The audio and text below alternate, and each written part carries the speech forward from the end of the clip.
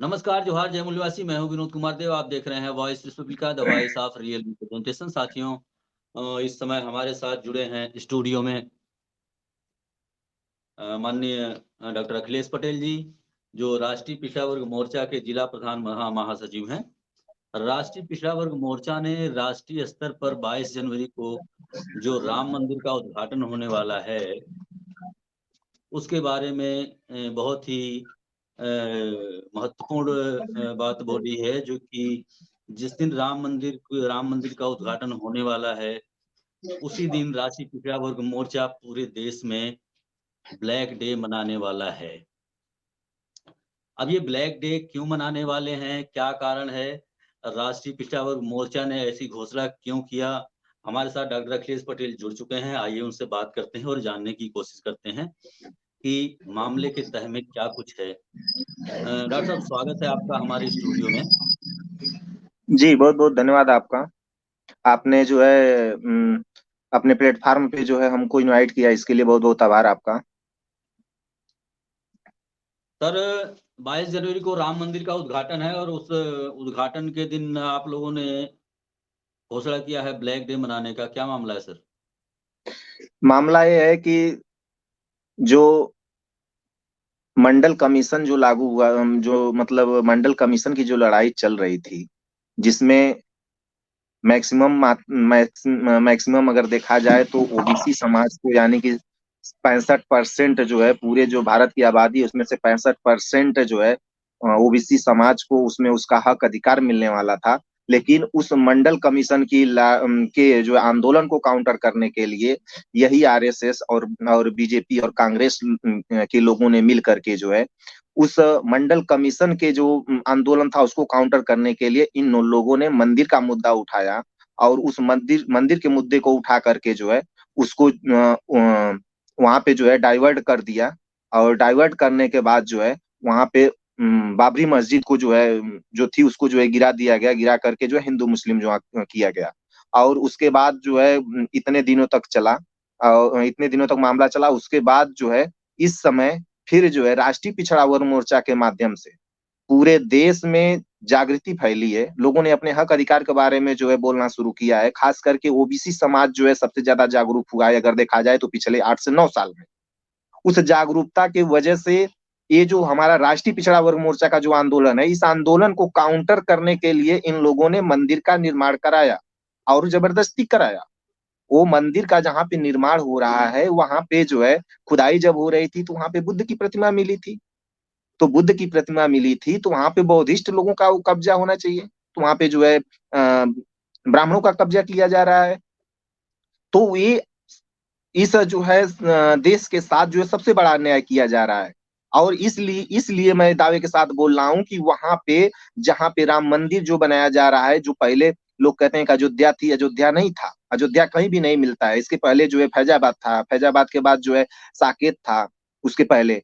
तो वहां पे जो अयोध्या जो नाम जो दिया गया है कि यहाँ पे राम मंदिर जो है बन रहा है, उस मंदिर के जगह पे जो बुद्ध की जो प्रतिमा मिली थी, वहां पे बुद्ध ने जो है 16 साल तक अपना समय बिताया था।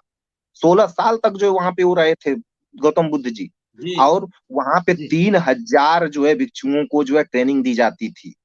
और उस ट्रेनिंग देने के बाद जो है वहां से लोगों को जो है पूरे देश नहीं पूरी दुनिया में जो है भेजा गया कि हाँ आप जाइए और लोगों को जो है बुद्ध बुद्ध मतलब बुद्धि के रास्ते पे जो है चलने के लिए जो है प्रेरित कीजिए।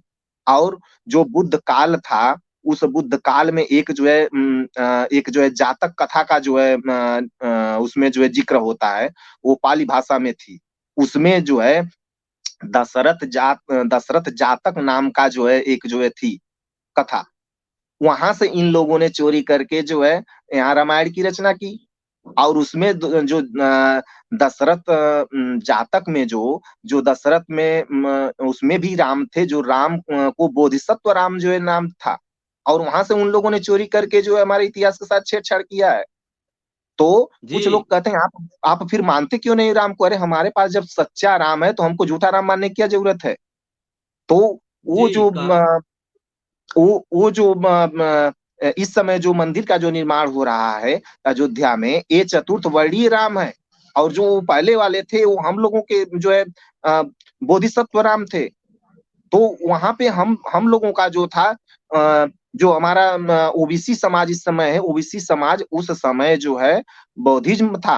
वहां पे बुद्धिस्टों का जो है था, संपत्ति थी, और उस पे ये जबरदस्ती कब्जा कर रहे हैं, कब्जा करके जो है वहां पे मंदिर बना रहे हैं।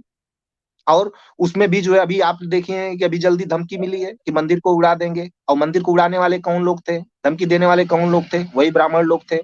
प्रोपेगेंडा करने वाले कौन लोग थे, ब्राह्मण लोग थे, सर, जिसमें माननीय डॉक्टर योगी जी साहब के साथ फोटो भी है। डॉक्टर साहब कहा यह जा रहा है कि जिस प्रकार 1992 में मंडल कमीशन ने जो अधिकार दिए थे ओबीसी को, और मंडल कमीशन के अधिकार को समाप्त करने के लिए राम मंदिर का मुद्दा उछाला गया था, ठीक इसी प्रकार ओबीसी की जाति आधारित जनगणना को दबाने के लिए ये राम मंदिर का मुद्दा उठाया जा रहा है। ऐसी खबरें आ रही हैं सोशल मीडिया में, क्या बोलना चाहेंगे सर इस पे? देखिए, ये जो जाति आधारित जनगणना की जो बात चल रही है, इसी मुद्दे को लेकर के भारत के जो है सभी जिलों में जो है राष्ट्रीय पिछड़ा वर्ग मोर्चा ने धरना दिया, और इस पे 2 बार भारत बंद भी किया था। जिसका जो नतीजा ये रहा कि ओबीसी समाज ज्यादा से ज्यादा जागृत हुआ। और अगर अगर जो है जाति आधारित जनगणना होती है तो इसमें केवल ओबीसी समाज का भला नहीं है, उसके साथ साथ करीब हम अगर देखें तो 90% लोगों का जो है भला है। क्योंकि जब जाति आधारित जनगणना हो जाएगी तो जाति आधारित जनगणना के बाद ये पता चल जाएगा कि कौन कितना जो है हिस्सा किसका खा रहा है, और कितना किसको मिलना चाहिए। क्योंकि जो है अगर सही मायने में देखा जाए तो मात्र 3% लोगों ने सारे लोगों का हक हिस्सा खा करके बैठे हुए हैं, और आज भी खा रहे हैं। तो जाति आधारित जनगणना ये सबसे बड़ा मुद्दा है जो सोशल मीडिया से लगाए आज के जितने भी नेता हैं सभी लोग उठा रहे हैं। ये हमारा राष्ट्रीय पिछड़ा वर्ग मोर्चा का मुद्दा है, और इस डॉक्टर साहब मुद्दे को। डॉक्टर साहब लोगों का कहना है कि जिस प्रकार 1992 में मंडल आयोग द्वारा दिए गए ओबीसी के अधिकार को नष्ट कर दिया गया, उसी प्रकार इस राम मंदिर उद्घाटन में जो हवन होने वाला है उसमें ओबीसी के हक अधिकार भस्म होने वाले हैं, ऐसी खबरें आ रही सोशल मीडिया पे। हाँ, बिल्कुल बिल्कुल आ रही हैं, और ये यही करने वाले हैं ये लोग, मनुवादी लोग। ये लोग जो है जिस तरह से जो है 1992 में जो मंडल कमीशन का जो मुद्दे को जो है ये लोग जो है डाइवर्ट कर दिए, उसी तरह से इस समय जो जागृति हुई है उसके जो है जाति आधारित जनगणना के मुद्दे को जो है डाइवर्ट करने के लिए कर रहे हैं।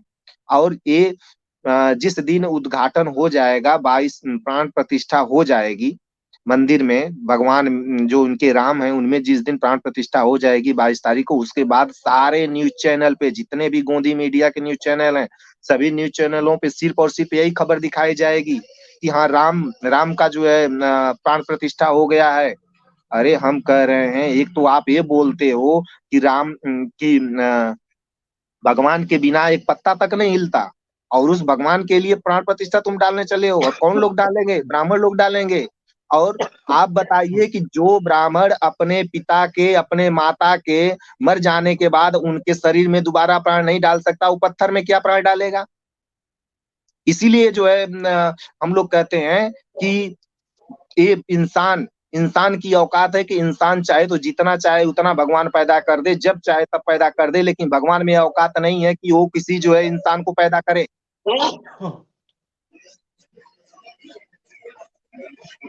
जी डॉक्टर साहब, बहुत ही अच्छी जानकारी आपसे निकल के सामने आ रही है। एक अंतिम और महत्वपूर्ण सवाल ये है सर जी, कि ब्लैक डे मनाने आपके हक अधिकार का काले दिन से क्या लेना देना है? ब्लैक डे मनाने का मतलब ये है कि राम मंदिर का मुद्दा जो है पूरे देश में मीडिया, मेन स्ट्रीम मीडिया जो भारत का चौथा पिलर है, उसके माध्यम से उसका मिस यूज करके लोगों के अंदर जो है अंधविश्वास पाखंड को जो है भरने के का ये लोग काम कर रहे हैं, उस चीज को जो है हम लोग समाज में उजागर करेंगे। और करने के बाद हम लोग अपने 22 तारीख को हम लोग पूरे देश में ब्लैक डे मनाएंगे, काला दिवस के रूप में मनाएंगे। उस दिन काला कपड़ा पहनेंगे, काली पट्टी बांधेंगे, काला झंडा लगाएंगे, और जितना भी काला हो सके हम लोग काला करेंगे। और पूरे देशवासियों को जो है ये संदेश देंगे कि हाँ, ये मंदिर अगर बन रहा है तो मंदिर में सिर्फ ब्राह्मणों को रोजगार मिलेगा। क्यों मिलेगा? कि जब बाबरी मस्जिद गिराई गई तो उसमें ज्यादा से ज्यादा ओबीसी लोगों को लेकर गया गया, डाइवर्ट किया गया। और डाइवर्ट करने के बाद जब उस मंदिर बनने का जब टाइम आया, तो मंदिर बनने में जब ट्रस्टी का नंबर आया तो उसमें एक भी ओबीसी को नहीं रखा गया। क्या ओबीसी 60% ओबीसी उस काबिल नहीं था? उसको क्यों दरकिनार किया गया? और उसके बाद जो उसमें पुजारी नियुक्त किए गए, पुजारी में 21 ब्राह्मण नियुक्त किए गए हैं और एक ओबीसी नियुक्त किया गया है, 2 एससी से नियुक्त किए गए हैं। तो बताइए कि क्या वो जो नियुक्त किए जा रहे हैं वो परमानेंट नियुक्त किए जा रहे हैं? जो पुजारी नियुक्त किए जा रहे हैं परमानेंट नियुक्त किए जा रहे हैं, तो उसमें ओबीसी समाज का क्या भला होगा? जहाँ पे हमारे जो प्रोफेसर रखे जाते हैं यूनिवर्सिटियों में, जो है कॉलेजों में प्रोफेसर रखे जाते हैं, वो संविदा पे रखे जा रहे हैं और ये लोग परमानेंट रखे जा रहे हैं। वो भी इनकी सैलरी 1-1 लाख से ऊपर है। बताइए समाज और देश को कहाँ लेके जा रहे हैं? तो ये हमारा ओबीसी समाज अब गुमराह होने की दिशा में नहीं है। ये समझ रहा है कि हाँ, नहीं तो जो पहले की जो ये लोग जो है मुद्दा जो है उठाते थे राम मंदिर का, चाहे हिंदू मुस्लिम का, तो हमारे ओबीसी समाज के लोग इनके सामने जाके खड़े होते थे और इनका सपोर्ट करते थे कि हाँ, हिंदू राष्ट्र होना चाहिए, होना चाहिए। लेकिन आज के समय में जो है जाने के लिए कोई तैयार नहीं है, क्योंकि आज का जो ओबीसी समाज है वो जागृत तो हो चुका है और उस जागृत का नतीजा है कि हम लोग ब्लैक डे मनाने जा रहे हैं 22 जनवरी को। जिस दिन ये लोग जो है प्राण प्रतिष्ठा का काम करेंगे, उस दिन हम लोग ब्लैक डे मनाएंगे और उस ब्लैक डे के ओके माध्यम डॉक्टर से जो है साहब, पूरे देश, जी बताएं, कंटिन्यू। इस ब्लैक डे के माध्यम से जो है पूरे देश के जो है एसटी एससी ओबीसी समाज को जो है हम लोग ये जागरूक करने का काम करेंगे कि ये हमारे लिए जो है ब्लैक डे इसलिए है क्योंकि इसी इसी में जो है, इसी हवन में जो है हमारा जितना भी है बेरोजगारी की समस्या है, किसानों को खाद की समस्या है, किसानों को पानी की समस्या है और जो है युवाओं को नौकरी की समस्या में स्वाहा करने की प्लानिंग है इन लोगों की। और इस तरह से वो प्लानिंग करके और उसके बाद से जो है ओबीसी समाज को गुमराह करने का काम कर रहे हैं और हम लोग ऐसा नहीं होने देंगे। और सबसे बड़ी खुशी की बात है, आपको बता दें, आपके चैनल के माध्यम से जो है सभी लोगों को बता दें कि जो जो बुद्ध से लगा करके जो है अगर देखा जाए तो बाबा साहब कांसीराम साहब तक जितना भी हम लोगों के महापुरुष रहे हैं, बहुजन समाज के महापुरुष रहे हैं, उन लोगों ने जो भी आंदोलन चलाया उस आंदोलन को इन मनवादियों ने काउंटर करने का काम किया। लेकिन प्रेजेंट टाइम में जो सिचुएशन चल रही है, इस समय जो है बाप सेफ और उससे आपसूट जितने भी संगठन है, उन संगठनों की जागृति का नतीजा ये है कि आज उन लोगों का जितना भी मुद्दा है, मनुवादियों का जितना भी मुद्दा हो, चाहे राम मंदिर का मुद्दा हो, चाहे हिंदू मुस्लिम का मुद्दा हो, चाहे भारत पाकिस्तान का मुद्दा हो, सारे के सारे मुद्दे उन लोगों का जो है काउंटर हो रहा है। ये जो है भारत मुक्ति मोर्चा, वाम सेफ और जो है राष्ट्रीय पिछड़ा वर्ग मोर्चा के साथ जितने भी आपसूट संगठन है, सबकी जागृति का नतीजा है कि आज उनका भी पहली बार ऐसा हुआ है कि आज उनका आंदोलन जो है काउंटर हो रहा है। इसीलिए उन लोगों के अंदर खलबली मची हुई है। ओके डॉक्टर साहब, बहुत बहुत धन्यवाद आपका। जी बहुत बहुत शुक्रिया सर। साथियों, आपसे डॉक्टर अखिलेश पटेल, आजमगढ़ के राष्ट्रीय पिछड़ा वर्ग मोर्चा के जिला प्रधान महासचिव। तो बने रहिए हमारे साथ, मिलते हैं अगली वीडियो में। तब तक के लिए नमस्कार, जोहार, जय मूलवासी।